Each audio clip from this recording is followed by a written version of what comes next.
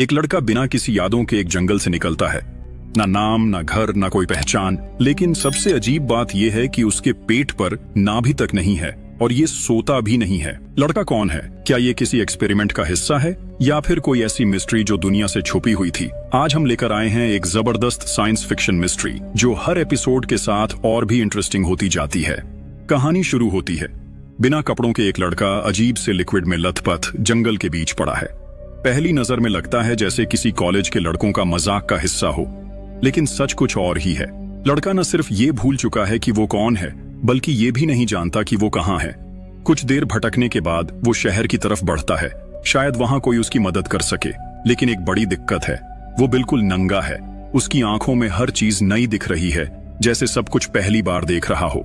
लोगों को हैरान करते हुए वो आगे बढ़ता है, लेकिन कुछ ही देर में पुलिस आ जाती है। उसे गिरफ्तार कर डिटेंशन सेंटर ले जाया जाता है, सड़क पर बिना कपड़ों के घूमने और लोगों को अश्लीलता दिखाने के जुर्म में। अब ना वो लड़का अपना नाम जानता है और ना ही पुलिस की बातें समझ पा रहा है। ऑफिसर्स उसका एक नाम रख देते हैं, काइल। काइल को मेडिकल चेकअप के लिए ले जाया जाता है। पूरी जांच के दौरान दो अजीब बातें सामने आती हैं। पहली, उसका शरीर एकदम परफेक्ट है, ना कोई झुर्री है और ना कोई पिंपल। दूसरी सबसे बड़ी बात, उसके पेट पर नाभि नहीं है। ये देखकर ड्यूटी पर मौजूद डॉक्टर भी चौंक जाता है। जब तक उसके टेस्ट रिपोर्ट्स आती हैं, काइल को डाइनिंग हॉल भेज दिया जाता है। वहां वो दूसरे लड़कों को खाते हुए देखता है और उनकी नकल करने की कोशिश करता है, जैसे उसे खाने के बारे में कुछ भी नहीं पता। वो एक लड़के की नकल करता है, लेकिन इससे वो लड़का गुस्सा हो जाता है। उसे लगता है कि काइल उसका मजाक उड़ा रहा है। गुस्सा इतना बढ़ जाता है कि दोनों के बीच झगड़ा हो जाता है। बाद में जब सब लड़के यार्ड में होते हैं, वही लड़का काइल के मुंह पर जोर से मुक्का मार देता है। काइल गिर जाता है और कुछ ही देर बाद उसकी पैंट गीली हो जाती है। उसके अजीब बिहेवियर को देखकर गार्ड समझ नहीं पाते कि क्या करें। वो सेंटर की साइकाइट्रिस्ट निकोल को बुलाते हैं, जो काइल से सवाल करेगी और ये समझने की कोशिश करेगी कि उसके साथ आखिर हो क्या रहा है। वो एक अजीब लड़का है, लेकिन बिल्कुल मासूम। उसे ना दुनिया के तरीके पता है, ना लोगों के रीति रिवाज, लेकिन जो भी करता है उसमें एक नेचुरल टैलेंट दिखता है। निकोल उससे कुछ ड्रॉ करने के लिए कहती है और काइल जैसे कोई प्रिंटर एकदम परफेक्ट स्केच बना देता है दो लोगों का जो उसने जंगल में देखा था, एक दूसरे के बहुत करीब। वो शायद लवर्स थे जो अकेले रहना चाहते थे। काइल का बिहेवियर बिल्कुल शांत है, कोई एग्रेशन नहीं दिख रहा। इसीलिए निकोल उसे अपने घर ले जाने का फैसला करती है, ताकि वहां कुछ और टेस्ट्स करके ये समझ सके कि उसके साथ आखिर क्या हुआ है। उसे शक है कि काइल किसी बड़े हादसे से गुजरा है, शायद इसी वजह से उसे कुछ भी याद नहीं। काइल का पास्ट एक बड़ी पहेली है, शायद उसका दिमाग पुरानी यादों को भूल चुका है। निकोल के घर पर काइल को देखकर लॉरी एकदम चौंक जाती है। वो नहाकर टॉवल में बाहर आती है और एक अनजाने लड़के को सामने देखकर घबरा जाती है। दोनों एक पल के लिए चुप रहते हैं। काइल तो जैसे किसी और दुनिया में ही खोया रहता है। लॉरी भी ज्यादा ध्यान नहीं देती, क्योंकि उसका मन अपने बॉयफ्रेंड से मिलने में लगा होता है। थोड़ी देर बाद काइल घर के बाहर जाता है। उसकी नजर एक तितली पर पड़ती है और वो बिना सोचे उसके पीछे चल पड़ता है। तभी उसे पड़ोस के घर से मधुर संगीत सुनाई देता है। जब वो अंदर जाता है तो एक लड़की अमांडा से मुलाकात होती है। अमांडा की मधुर संगीत सुनते ही काइल की आंखों से आंसू बहने लगते हैं। उसे समझ नहीं आता ये क्यों हो रहा है, पर वो अपनी जगह से हिल भी नहीं पाता। तभी अमांडा उसकी तरफ मुड़ती है और उसका डरा हुआ चेहरा देखकर काइल घबरा जाता है। वो तेजी से वापस भागता है और जाकर बाथरूम के बाथटब में छुप जाता है। इसी बीच लॉरी का भाई जॉश एक एडल्ट मैगजीन लेकर अंदर आता है। वो मजे से तस्वीरें देख रहा होता है, लेकिन उसे ये एहसास ही नहीं होता कि बाथटब में एक और आदमी छुपा बैठा है। जैसे ही जॉश की नजर काइल पर पड़ती है, वो जोर से चिल्लाता है और सीधा अपनी माँ के पास भाग जाता है, लेकिन भागने की जल्दी में वो मैगजीन वहीं छोड़ देता है। जॉश को डांटने के बाद निकोल को दरवाजे की घंटी सुनाई देती है। जब वो खोलती है तो सामने अमांडा की माँ कैरल खड़ी होती है, गुस्से से भरी हुई। उसे आज के हादसे का हिसाब लेना है। कैरल सुबह अपनी बेटी के साथ काइल को समझाने आई थी, लेकिन जब वो उससे कहती है कि सच बताए, तो अमांडा और काइल एक दूसरे को एक अजीब मोहब्बत भरी नजर से देखने लगते हैं। ताकि बात और न बढ़े, कैरल वहां से चली जाती है और अमांडा भी अपने कमरे में लौट जाती है। उसी रात जब स्टीफन वापस आता है तो निकोल उससे काइल से मिलवाती है और बताती है कि ये कुछ दिन यहाँ रुकने वाला है। रात के खाने के दौरान एक अजीब लेकिन हैरान करने वाली बात होती है। काइल पहली बार बोलता है, पर जो शब्द उसके मुंह से निकलते हैं वो काफी बदतमीजी से भरे होते हैं, बिल्कुल वैसे ही जो उसने डिटेंशन सेंटर के लड़कों से सुने थे। फिर बिना सोचे समझे वो वही बातें दोहराने लगता है जो लॉरी अपने बॉयफ्रेंड से फोन पर कह रही थी। पूरे घर में सन्नाटा छा जाता है। और सबको एक झटका लगता है जब पता चलता है कि लॉरी अपने बॉयफ्रेंड के साथ भागने वाली थी, वो भी बिना माँ बाप की मर्जी के। निकोल के दोनों बच्चों का गुस्सा काइल पर अभी भी बरकरार था, लेकिन रात बिना किसी और हादसे के खत्म हो गई। अगली सुबह निकोल काइल को अपने ऑफिस ले जाती है ताकि उसकी काउंसलिंग जारी रख सके। जॉश भी मौका देखकर काइल को सवालों की एक लिस्ट दे देता है जो उसे स्कूल के लिए हल करनी थी। लेकिन जब काइल बिना किसी दिक्कत के सारे सवालों के सही जवाब दे देता है तो जॉश और निकोल दोनों हैरान रह जाते हैं। अब ये साफ हो जाता है कि काइल न तो बेवकूफ है और न ही उसकी समझ में कोई कमी है, बल्कि उसकी अजीब हरकतों के पीछे कोई और गहरा राज छुपा है। जब काइल का आईक्यू टेस्ट का रिजल्ट आया तो सबके होश उड़ गए। उसका स्कोर 400 था। ये देखकर डॉक्टर्स ने और टेस्ट्स करने का फैसला किया। जब उन्होंने काइल का MRI स्कैन किया तो पता चला कि उसका दिमाग इंसानों से कई गुना ज्यादा डेवलप हो चुका है। उसकी ब्रेन एक्टिविटी इतनी तेज थी कि या तो वो एक एलियन हो सकता था या एक इंसानी रोबोट। रात को निकोल काइल को वापस घर ले आई और जॉश के साथ रूम शेयर करने को कहा। जॉश को यह बिल्कुल पसंद नहीं आया, लेकिन कंप्लेन करता तो उसका अपना पनिशमेंट और बढ़ जाता। रात के बीच जब सब सो रहे थे, काइल ने दरवाजा खुलते सुना। उसने देखा कि लॉरी चुपके से घर से निकल रही थी। क्यूरियस होकर काइल उसके पीछे चल पड़ा और देखा कि लॉरी एक पार्टी में पहुंच चुकी थी। वहां का माहौल देखकर काइल भी उसमें बह गया और जल्दी ही नशे में धुत हो गया। ज्यादा पीने की वजह से उसे उल्टी हो गई, लेकिन क्योंकि उसे शर्म का कोई एहसास नहीं था, वो बिना किसी फिक्र के पार्टी कंटिन्यू करता रहा। लेकिन तभी वहां पुलिस आ गई। एक ऑफिसर लॉरी को ले जाने की कोशिश करता है, लेकिन तभी काइल बीच में आ जाता है। उसका चेहरा अजीब सा हो जाता है और वो सांप जैसा आवाज निकालने लगता है। ये देखकर सब हंसने लगते हैं, लेकिन जब ऑफिसर उस पर हाथ डालने की कोशिश करता है तो काइल तुरंत हट जाता है।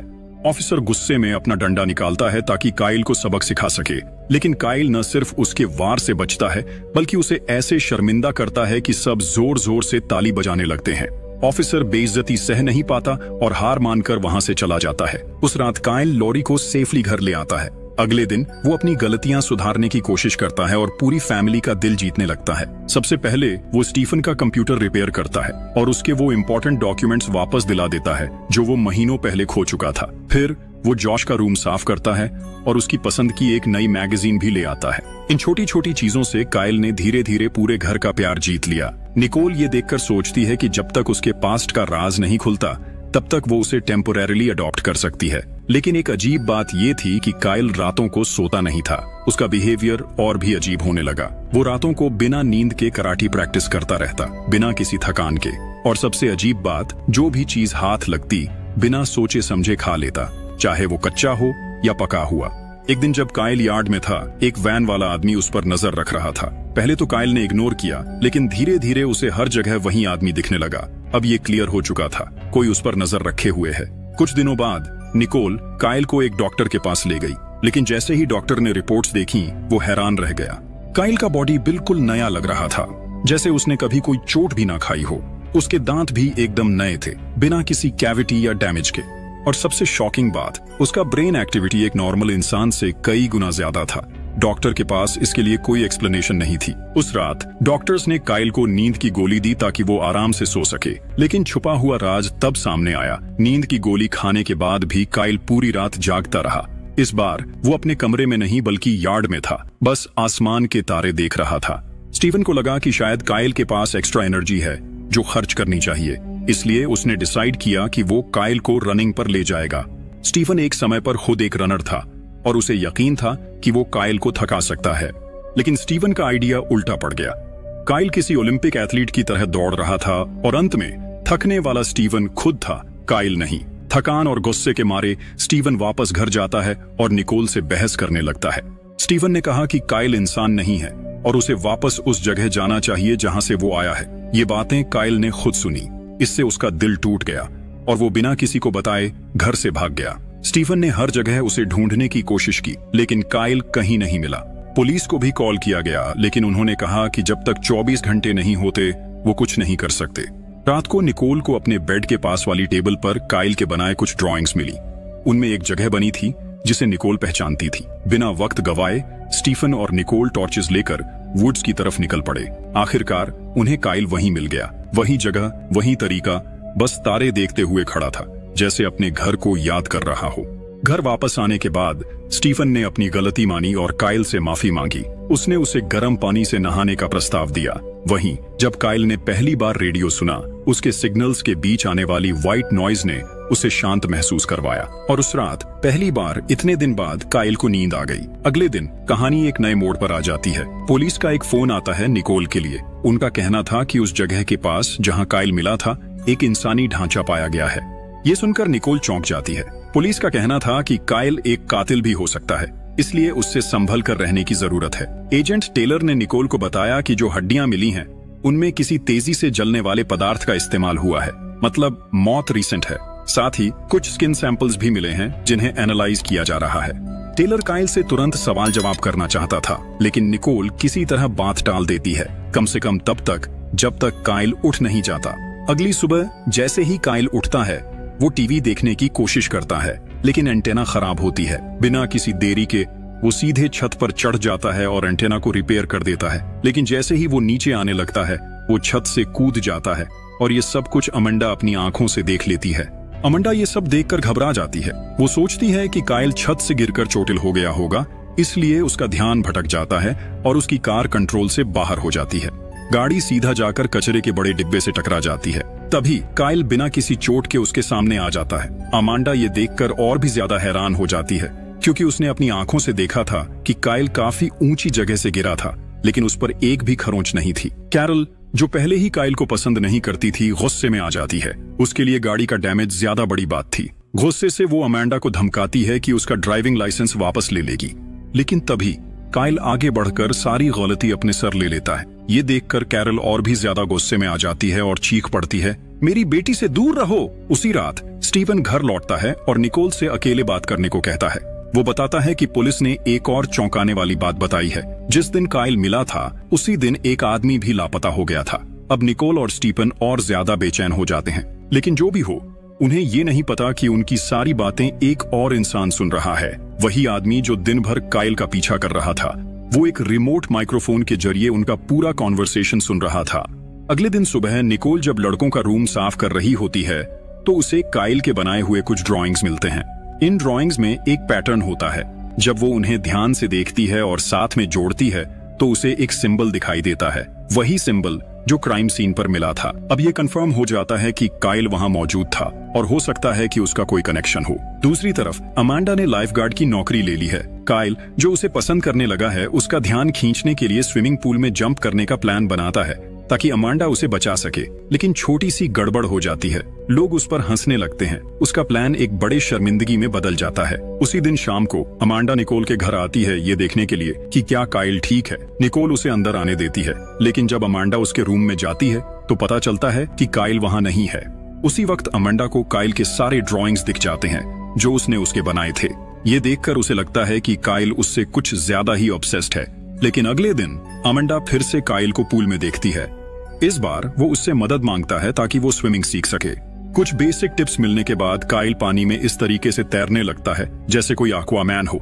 ये देखकर सब चौंक जाते हैं और अमांडा भी हैरान रह जाती है। वहीं से अमांडा उसे इनवाइट करती है कि जब उसके पेरेंट्स घर पर न हो तो वो दोनों साथ टाइम स्पेंड कर सकते हैं। जब दोनों उसके घर पहुंचते हैं तो अमांडा अपने फादर के कुछ ड्राइंग्स निकालती है जो हाल ही में गुजर चुके हैं। हैरानी की बात यह थी कि उनके ड्राइंग्स और काइल के बनाए गए स्केचेस एक जैसे लग रहे थे। यही वजह थी जो अमांडा ने उसे वहां बुलाया था। बाद में काइल ने सोचा कि वो अमांडा के लिए एक खूबसूरत गिफ्ट बनाएगा। उसने अपने और अमांडा के फादर के आर्ट स्टाइल को मिलाकर एक कमाल का पोर्ट्रेट बनाया। अब बस उसे हिम्मत जुटाकर ये गिफ्ट अमांडा को देना था। उसी शाम एक पार्टी में जहां वो अमांडा से मिलने वाला था, उसका प्लान बिल्कुल बिगड़ गया। अमांडा पार्टी में अपने बॉयफ्रेंड चार्ली के साथ आई, जो काइल के लिए एक बड़ा झटका था। उसका पूरा प्लान, जो उसने अपनी फीलिंग्स कन्फेस करने के लिए बनाया था, तबाह हो गया। उस रात घर वापस आकर काइल बहुत उदास था। वो बस एक ही चीज सोच रहा था, वो कौन है, क्यों उसकी यादों में सिर्फ वो जंगल और तारे हैं। अगले दिन निकोल ने उसे बताया कि उसने एक दोस्त को बुलाया है जो हिप्नोसिस के जरिए उसकी यादों को जानने की कोशिश करेगा।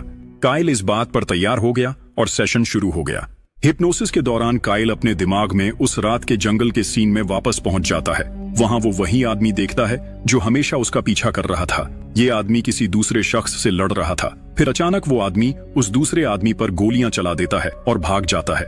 तभी काइल उसका नाम पुकारता है, टॉम फॉस। ये नाम सुनते ही निकोल का दिमाग घूम जाता है। उसे याद आता है कि जब वो पुलिस स्टेशन गई थी तब उसने ये नाम सुना था। टॉम एक नया ऑफिसर है जो कुछ ही दिन पहले इस शहर में आया है।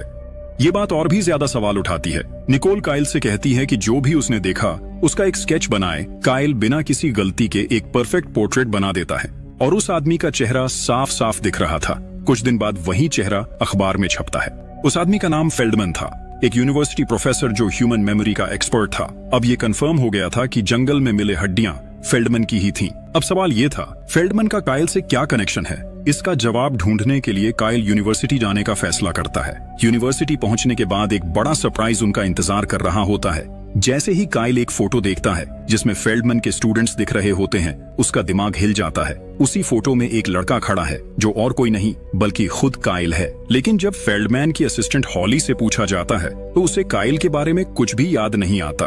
वो कहती है कि उसने सालों तक प्रोफेसर के साथ काम किया है लेकिन उसने कभी भी काइल को नहीं देखा। काइल उसे फोटो दिखाता है। हॉली थोड़ी कंफ्यूज्ड लगती है लेकिन फिर भी वो मान जाती है कि काइल के साथ कुछ मेमोरी टेस्ट्स किए जाएं। और यहाँ एक और शॉकिंग बात सामने आती है, काइल हर एक टेस्ट में 100% स्कोर करता है। हॉली हैरान रह जाती है, ऐसा पहली बार हुआ था। एक्साइटमेंट में वो बताती है कि फेल्डमैन की रिसर्च इंसानी दिमाग की लिमिट्स को तोड़ने के बारे में थी। इंसान सिर्फ अपने दिमाग का 10% ही यूज करता है, लेकिन फेल्डमैन ये प्रूव करना चाहते थे कि अगर किसी तरह पूरा दिमाग एक्टिवेट किया जाए तो इंसान क्या कुछ नहीं कर सकता। और अब एक बात पक्की थी, काइल इस रिसर्च का जीता जागता सबूत था और हो सकता है कि इसी वजह से फेल्डमैन की जान ली गई हो। हॉली उन्हें फेल्डमैन की विडो के पास ले जाती है जो उन्हें उसके कुछ पुराने डॉक्यूमेंट्स देखने की परमिशन देती है। वहाँ काइल और लॉरी एक और चौंकाने वाली डिस्कवरी करते हैं, कुछ ड्राइंग्स जिनमें वही मिस्टीरियस सिंबल बना होता है जो क्राइम सीन पर मिला था। लेकिन इसके अलावा एक और बात उनका ध्यान खींच लेती है, कई जगह एक ही नंबर बार बार लिखा गया है। उन्हें लगता है कि ये कोऑर्डिनेट्स हो सकते हैं। ये जानने के लिए कि ये नंबर किस जगह को रिप्रेजेंट करते हैं वो इंटरनेट पर रिसर्च करना शुरू करते हैं। तभी स्टीफन का फोन आता है। वो चिंता में उनसे पूछता है कि वो लोग कहाँ हैं। लॉरी अपने फादर से रिक्वेस्ट करती है कि वो इन कोऑर्डिनेट्स की सच्चाई पता करें। कुछ मिनट्स बाद स्टीफन वापस कॉल करता है। जो उसने बताया उसने सबके होश उड़ा दिए। ये कोऑर्डिनेट्स एक गवर्नमेंट फैसिलिटी के हैं जो मिलिट्री के कंट्रोल में है। मतलब ये सिर्फ एक आम जगह नहीं बल्कि एक बहुत ही सीक्रेट और हेविली गार्डेड फैसिलिटी है। इसका सच जानने के लिए फेल्डमैन के एक स्टूडेंट डेक की मदद से काइल फैसिलिटी के बिल्कुल किनारे तक पहुंच जाता है। वहां से काइल अकेला आगे बढ़ने का फैसला करता है। वो सिक्योरिटी फेंस के ऊपर से जंप करता है। एक मास्क पहना आदमी उस पर अटैक कर देता है, लेकिन यहाँ उसके रातों की कराटे प्रैक्टिस काम आती है। काइल अपना डिफेंस करता है और उस आदमी का मास्क उतार देता है। जो चेहरा सामने आता है वो उसके होश उड़ा देता है। ये वही आदमी है जिसे उसने पहले भी देखा था। काइल को याद आता है कि यही आदमी उस रात वहां था जब गोलियां चली थीं। लेकिन टॉम फॉस जो सबको एक आम आदमी लग रहा था असल में कुछ और ही था। वो काइल से कहता है, अगर तुम जिंदा रहना चाहते हो तो भरोसा रखो। टॉम फॉस कोई आम इंसान नहीं है। वो वार्न करता है, अगर काइल अपने पास्ट के बारे में ज्यादा जानने की कोशिश करेगा तो उसकी नए परिवार की जान खतरे में आ सकती है। हर कदम जो तुम सच्चाई जानने के लिए उठाओगे वो तुम्हारे अपनों के लिए मौत का बुलावा बन सकता है। जाने से पहले टॉम फॉस एक आखिरी वार्निंग देता है, अगर तुमने अपनी तलाश नहीं छोड़ी तो वो लोग तुम्हारे पूरे परिवार को खत्म कर देंगे। उस मोमेंट पर काइल डिसाइड करता है कि उसे टॉम की बात मान लेनी चाहिए। वो तुरंत वहां से भाग जाता है, अपनी तलाश को यहीं रोकने का फैसला करते हुए। लेकिन अब बहुत देर हो चुकी थी। गवर्नमेंट स्टेशन के कैमरास ने काइल को देख लिया था और एक एजेंट ने उसका जिक्र एक्स प्रोजेक्ट के नाम से किया। जैसे ही निकोल घर लौटी उसने तुरंत काइल को हॉस्पिटल ले जाने का फैसला किया ताकि उसकी चोटों का इलाज हो सके। लेकिन हॉस्पिटल पहुंचते ही एक अनजान कपल वहां आता है जो दावा करता है कि वो काइल के असली माँ बाप हैं। वो लोग कहते हैं कि वो अपने बेटे को लेने आए हैं। उनके पास तस्वीरें, डॉक्यूमेंट्स और सबूत हैं जो ये साबित करते हैं कि वो सच में काइल के बायोलॉजिकल पेरेंट्स हैं। डीएनए टेस्ट भी कंफर्म करता है कि काइल उन्हीं का बेटा है। लेकिन काइल को कुछ सही नहीं लग रहा। वो निकोल और अपने नए परिवार को छोड़ने से इनकार कर देता है। उसी रात काइल टॉम फॉस के पास जाता है। वो उससे सच जानना चाहता है, ये लोग यहीं अभी क्यों आए? और सबसे बड़ा सवाल, क्या यही वो लोग हैं जिनके बारे में टॉम ने वार्न किया था? टॉम घुमा फिरा के बात नहीं करता। वो सीधा काइल को एक सच बताता है, हाँ ये लोग वही हैं। ये लोग डीएनए एविडेंस को आसानी से मैनिपुलेट कर सकते हैं। पर टॉम ये भी कहता है कि अगर काइल सच्चाई जानना चाहता है तो उसे एक सुरक्षित जगह चलना होगा। लेकिन जैसे ही वो बात कर रहे होते हैं एक तेज आवाज गन शॉट की सुनाई देती है। काइल तेज रिफ्लेक्सेस से गोली से बच जाता है, लेकिन वो सीधा टॉम के कंधे में लगती है। अब दोनों को तुरंत वहां से भागना होगा। एक स्नाइपर उन पर बार बार गोली चला रहा है। कहीं मुश्किल से बचते बचाते वो एक सुरक्षित जगह पहुंचते हैं। वहां टॉम फाइनली काइल को पूरी सच्चाई बताता है। लेकिन सस्पेंस बनाए रखने के लिए हमें अभी कुछ भी नहीं पता चलता। अगली सुबह काइल वापस घर लौटता है। वो अपने सो कॉल्ड बायोलॉजिकल पेरेंट्स से मिलता है और कुछ अजीब कह देता है। वो कहता है, मुझे सब याद आ गया है, अब मुझे पता है कि तुम लोग सच बोल रहे हो। और सबको शॉक करते हुए वो कहता है कि वो उनके साथ घर जाने को तैयार है। काइल अपनी अडॉप्टिव फैमिली से अलविदा कहता है और अपने बायोलॉजिकल पेरेंट्स के साथ चला जाता है। लेकिन जल्द ही सच सामने आता है, ये लोग असल में एक्टर्स हैं जिन्हें टॉम ने हायर किया था। अब वो लोग एक सीक्रेट ऑपरेशन सेंटर की तरफ जा रहे हैं जहां काइल को पूरी सच्चाई पता चलने वाली है। वहां उसकी मुलाकात एडम से होती है जो एक बड़ा खुलासा करता है, तुम असल में एक क्लोन हो। काइल शॉक हो जाता है। एडम समझाता है कि प्रोफेसर फेल्डमैन ने एक ऐसी टेक्नोलॉजी डेवलप की थी जो इंसानों की कैपेबिलिटीज बढ़ाने के लिए थी, लेकिन उसने ये टेक्नोलॉजी गवर्नमेंट को बेच दी और इसी वजह से अब ये एक जंग बन चुकी है। फिर एडम एक और बड़ी सच्चाई बताता है, काइल उसी का क्लोन है। एडम एक बिलियनियर है जो हमेशा जिंदा रहने का तरीका ढूंढ रहा था और चाहता था कि ह्यूमैनिटी अपनी लिमिट्स को पार करे, लेकिन अब उसकी लड़ाई गवर्नमेंट के साथ हो रही है। और सबसे बड़ा झटका, काइल सिर्फ अकेला एक्सपेरिमेंट नहीं है, उसका फादर प्रोजेक्ट XX अभी गवर्नमेंट के कब्जे में है और उसका गैस स्टेशन स्टेज कंप्लीट होने वाला है। अब और भी ज्यादा परफेक्टेड क्लोन्स तैयार हो रहे हैं जो टेक्नोलॉजी पर कब्जा करने के लिए एक जंग शुरू करने वाले हैं। इस सब के बीच काइल को एक नए मिशन पर भेजा जा रहा है। अब वो एडम के ऑर्डर्स के नीचे एक टीम का लीडर बन चुका है और इसी के साथ ये पहला सीजन खत्म होता है।